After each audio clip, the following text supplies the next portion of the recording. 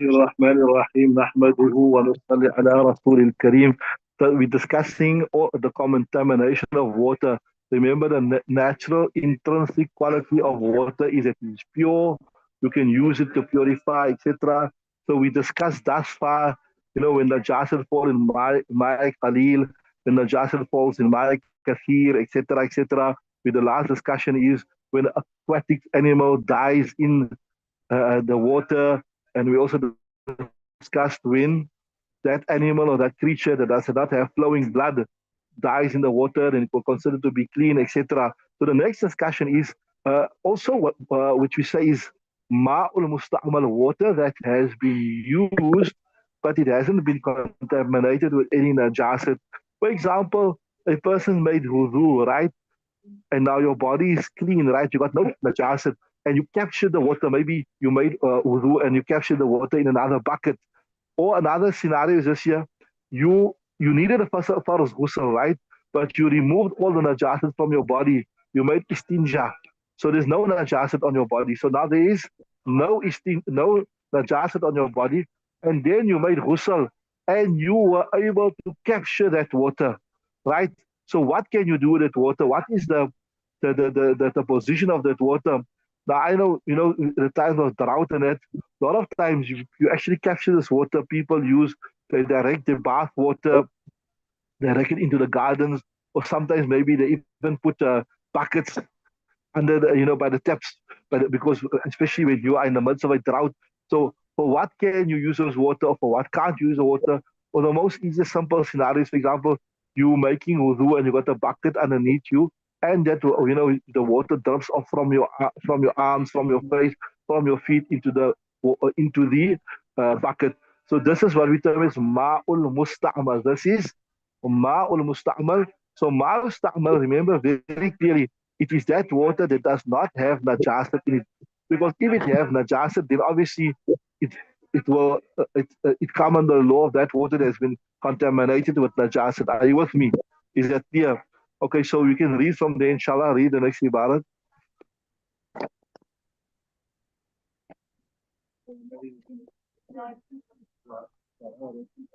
From the, isn't we got from where you reading from? Yeah, والماء لا يطهر الأحداث from there. No, from where?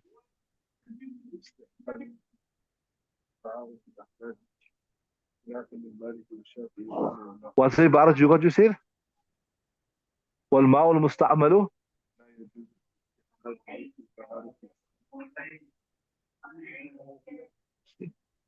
So your kitab seems a bit different.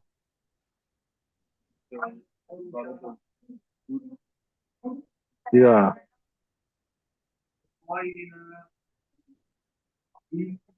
So yeah, my kitab got this here. It goes like this. الماء المستعمل لا يطهر الأحداث. What you got? Read it for me. Let's see what is here in this kitab also. Yeah. Check this PDF you got. Check there.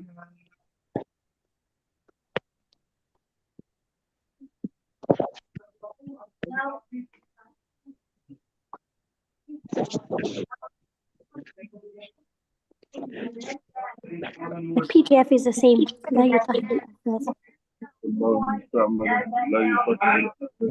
Okay, so the PDF is same like us. Okay, so if you look at it, it has more or less the same meaning. But I told you this one, your kitab, is the most authentic. Anytime I'll cover this one hands down, because I told you that was taken from 40 manuscripts, right? So you got there. الماء المستعمل لا يطهر الأحداث. What you got in your kitab?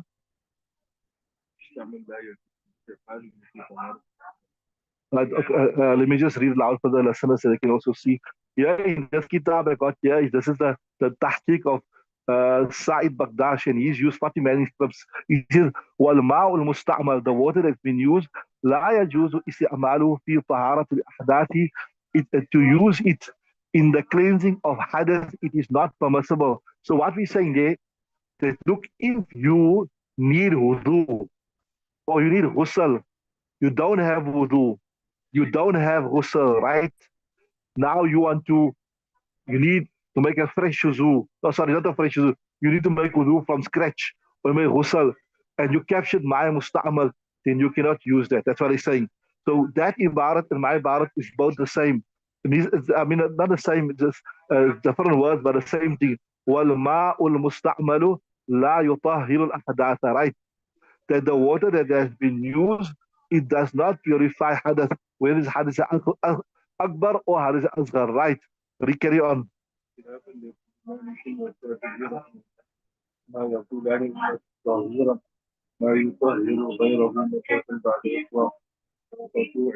Right. So interesting. Hazrat Imam Shafi'i, Hazrat Imam Malik says that if you made wudu with water, or you made ghusl with water, but that water was not contaminated with any najasat, even though you had no wudu, or you had no ghusl, you are in need of a ghusl, you removed the najasat from your body, and you made ghusl, then if you are able to capture that water, you can use it to make another ghusl, you can use that water to make another wudu. You understood that? See there. خلافا لمالك والشافعي. Contrary to Hazrat Imam Malik and Hazrat Imam Shafi, هما يقولان, they two say that إن الطهور ما يطهر غيره مرة بعد أخرى كالقطوع. They say, look, Allah Ta'ala says in the Quran, وأنزلنا من السماء ماء طهورا, that we've sent down from the skies water that has the ability to purify. So he's saying if something has the ability to purify, until it does not become najis, it will have the ability to purify several times after that. And they say, look, like the word al-qatu'. They say, look here, qatu' means something that can cut. If a knife has the ability to cut, after you cut something with it once, does that mean it's unable to cut after it again? No, it's still able to cut. So same thing, if water, its natural intrinsic quality is to purify. So after it purifies one thing, it purifies you from hadath, it is able to purify you again and again and again and again until it is not contaminated with any type of najasat. You got that? Right, read next about it.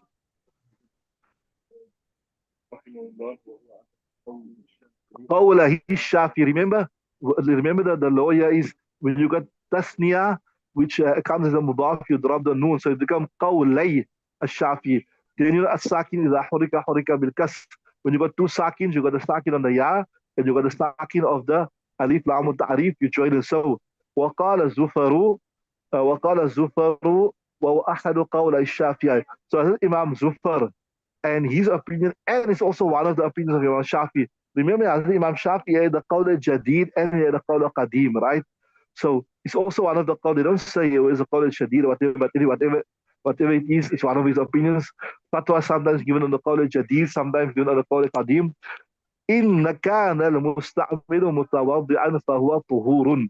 See what Imam Shafi says? See, if a person had wudu already, he had wudu, but he's just making another wudu for sawab. Like sometimes maybe you have wudu, right?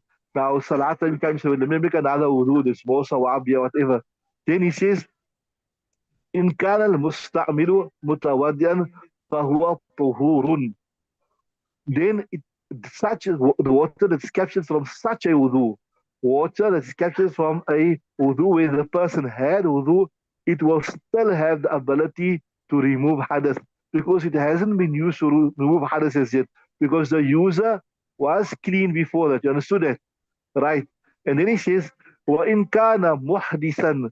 But if the person that is making wudu for the first time or made wudu for the first time, he did not have wudu. He did not have wudu. فَهُوَ طَاهِرٌ غَيْرُ مُطَهِّرٌ. It will be pure, but it will not have the ability to give you a new wudu.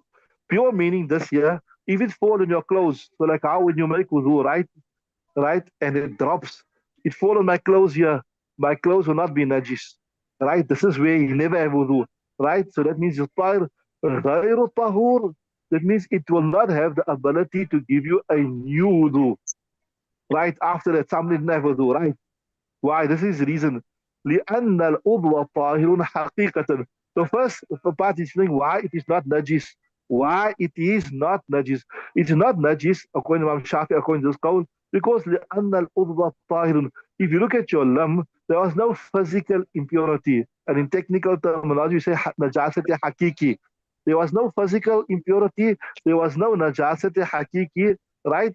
لأن العضو طاهر حقيقة, right? So because there was no physical impurity, we cannot say this water has become munajjas, right? Right.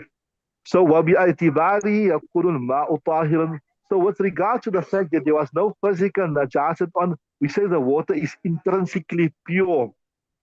But it has already been used to remove a najasat hukmi. Because remember, he was in hadath, or say he was in hadath asghar, you remove the hadath from him. Or if it was in hadath akbar, you removed the hadath from him, right? لكنه نجس حكما, but hukman, that means abstractly. He was najis. وباعتباره يكون الماء نجسا. So with consideration to that, the water will also be considered najis. So in other words, because it already moved a najasat hukmi once, now it will lose its ability to remove a najasat hukmi again. You understood that? In simple words. Are you with me? Sure. Right. فقلنا, we say بانتفاء الطهورية وبقاء right, وبقاء الطهارة عملا بالشبهين. Interesting, yeah. We say, look here, this water, it is, it has two angles. From a physical angle, if you look at it, it is pure because it has not been contaminated with any najasat. Are you with me? So from a physical point of view, it is 100% pure. But from a hukmi point of view, from an abstract point of view, it has been contaminated. Are you with me? Because it has been used to remove najasat. You understood najasat hukmi. So it depends which angle you're looking from at it. If you're looking at a physical angle, it is pure. If you look at it from an abstract angle, it is najasat. So we consider each within its own context. So we'll say, that's what he's saying. We'll say that because it did not remove any physical najasat, we'll say it cannot physically contaminate you. So if somebody made wudu with water and it fell on you, it will not physically contaminate you. So we give credit to that angle in that way.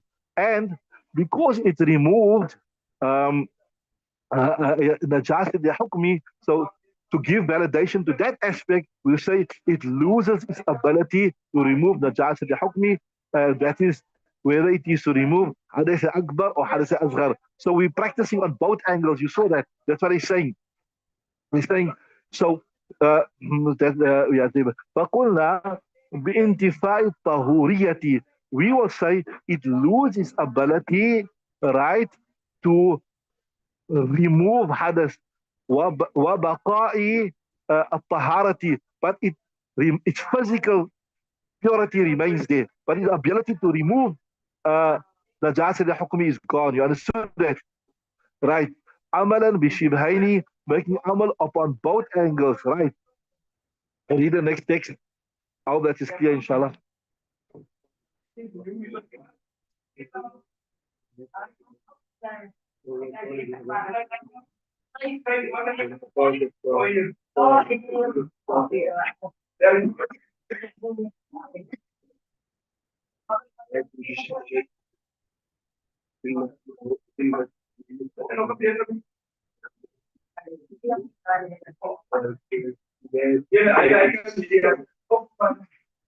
Right. So see what Imam Muhammad said. So what we discussed thus far, remember we discussed Imam Malik's opinion, we discussed Imam Shafi's opinion, and then we discussed also Imam Zufa's opinion, what coincides with the opinion of Imam Shafi, right? Now we're going to look at Imam Muhammad's opinion. وقال محمد, this is the opinion of Muhammad, وهو رواية عن أبي حنيفة, and also this same opinion has also been narrated from Imam Hanifa, although it is not like you can say his main opinion, but also it has been narrated from him. He said, هو طاهر غير طهور. You got anything on the tahir? I got طهور here. What you got? Check in your kitab. What have you got in your kitab there? Huh? Yeah, that makes more sense. Just check you on the PDF. What is on the PDF also? Just mark it out, got so many mistakes in it. وطاهر غيره. Check on the PDF. What is nothing there. طهوري But that طهوري. makes more طهور. Okay, Jazakallah for that. Jazakallah. Okay, so that makes more sense, right? Perfect. Jazakallah for the input there. Also, online input. Jazakallah. We appreciate your help. Okay, so that makes more sense because it's the Quran. وَأَنزَلَ مِنَ السَّمَاءِ مَاءً طَهُورًا, right? So that makes more sense. So, uh, according to Hazrat Imam Muhammad rahimahullah ta'ala, it is pure, right, tahirun, but ghair tahur, but it will not have the ability to purify something else. That means, and in this context here, we mean, when we say not have the ability to purify something else, means it cannot remove najasate or rather hadath akbar and hadath asghar. There's another masla here, it's not mentioned in the kitab thus far, but look here, can you use it to move physical najasat?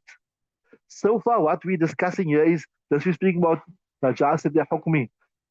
Hadith asghar, hadith akbar.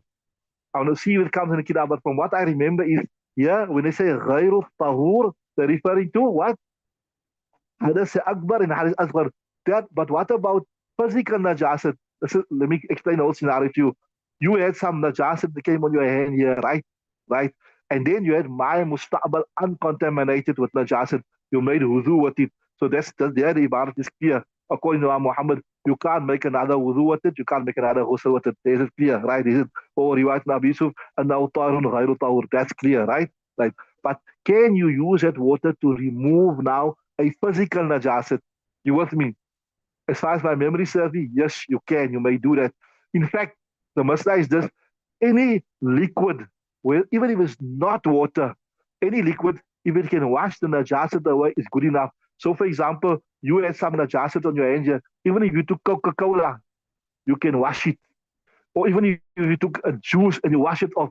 So it doesn't have to be. So to remove physical najasat, it doesn't. Remember, we discussed all that in order to make wudu, to make ghusl, the water must be in the hukum of water. Remember that the moment it is overpowered to the extent that it's not water, then you can't make wudu with it, then you can't make ghusl with it. Remember, we discussed that. But that condition is not necessary to remove physical najasa. Because for physical najasa, the main thing is it must be izalatun najas. What must it be? And there's no qualification from the side of Sharia that you have to use water to it. You understand what I'm saying? There's no qualification that you have to use water. It's just the main thing is izalatun najasa. So any clear, fluid, liquid thing, as long as it's spark, is able to remove the najasat. So that of it being water is a condition for hadath akbar and hadath asghar. So just so when we say here, wa tahirun ghayru tahur, it is pure and it cannot remove any dirt. That's referred to the hukmi one, not to the physical one. For the physical one, that is why also the question comes. We get this question. A lot of people ask that if you got some type of najasat on your clothes, whatever, and you took it for dry cleaning, will it become pure? So the ulama explained, they'll tell you, look here, the main thing is this here, that if by dry cleaning, right,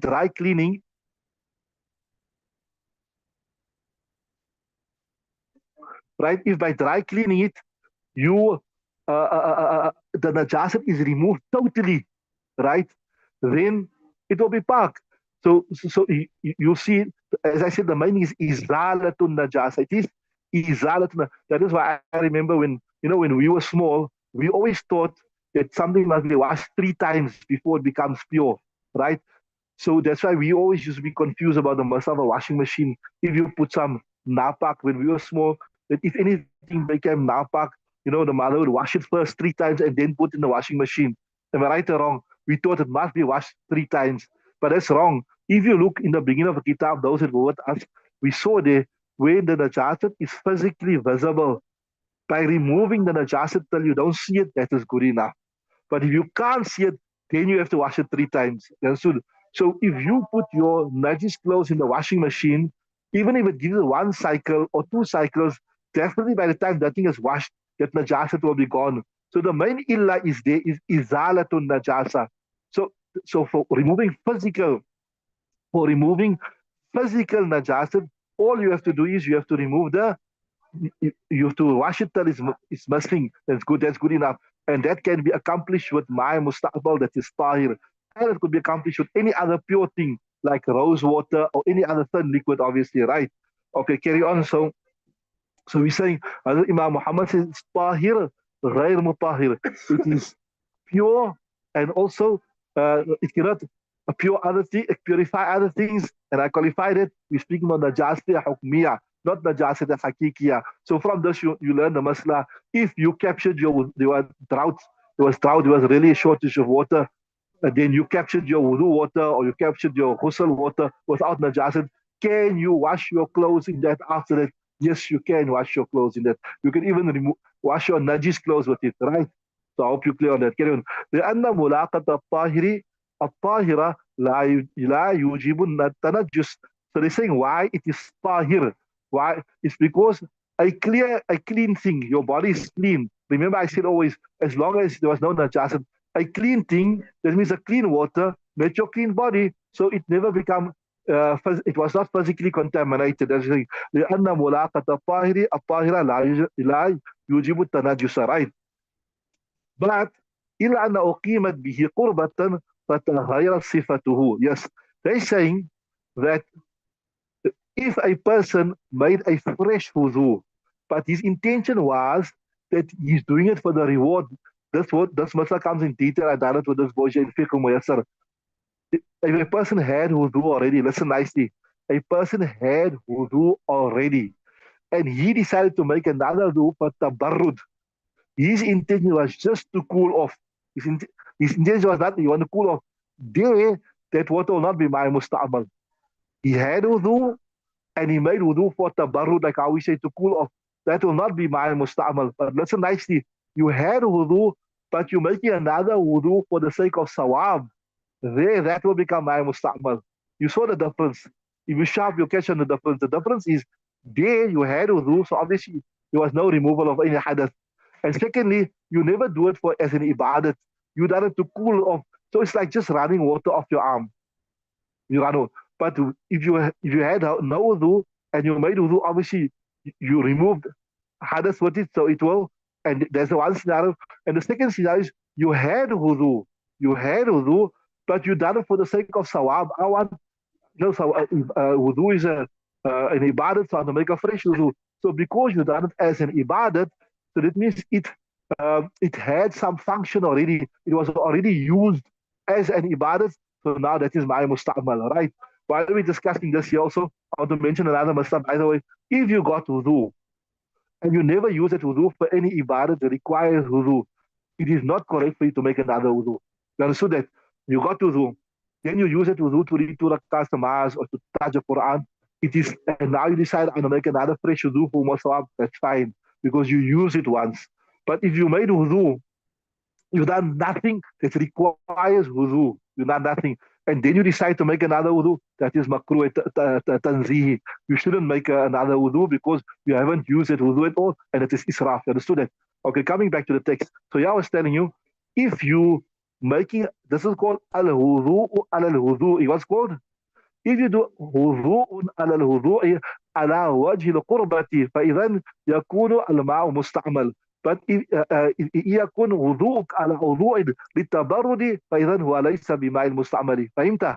Right. Right. They say في كمال الصدقة. Like how they give the example of mal sadaqah. Interesting example. See, what is the idea of sadaqah? Sadaqah you give is to purify your wealth, right? To get the khubs out of it. So if I got the 100,000 rand, I took 1,000 rand out sadaqah and I gave it to you. That 1,000 physically is no impurity on it. Physically there is no impurity, right? But it's going to take the dirt out of my wealth. If in me earning that wealth there was some type of doubt or maybe I lied, whatever, it's going to remove that nuhusat. It's going to remove that abstract impurity from it. You understand what I'm saying? That is why we say that the family of Nabi sallallahu alaihi wasallam cannot eat sadaqah, etc. Because it is what? It is, so to say, like a contaminated wealth. You understand what I'm saying? The same thing we're saying here, that if the thing doesn't have physical impurity on it, it has an abstract impurity. The same thing here, this water also, it doesn't have a physical impurity, but it has an abstract impurity, right? Okay, there's a request here that you must send a picture. I don't know if you can send a picture of that thing on this. Can you send it on the Telegram? Is it possible? Can you take a photo there? See if you can send somebody wants a picture of it. Let's see if we can send a picture. There's no function here to send a picture. See, since you asked with regard to this kitab, I was telling you this is the best. It's what we call the most muhakkak, the best researched copy of Hidaayah Sharif. The author took over 40 manuscripts. So any time of the day, if there's ikhtilaf between a nusakh, we'll go with this one here. See if you can send a picture and send it on the chat as a request for you, inshallah.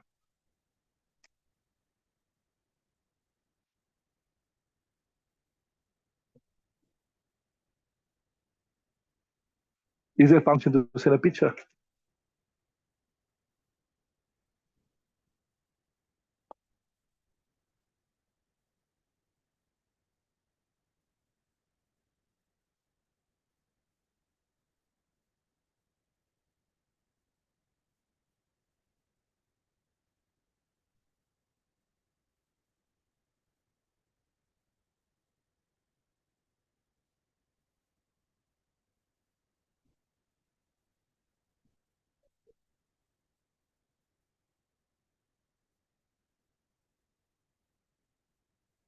Oh yeah, we can put it in a group. It's simple enough to follow it, Peter. Let me just put it in a group.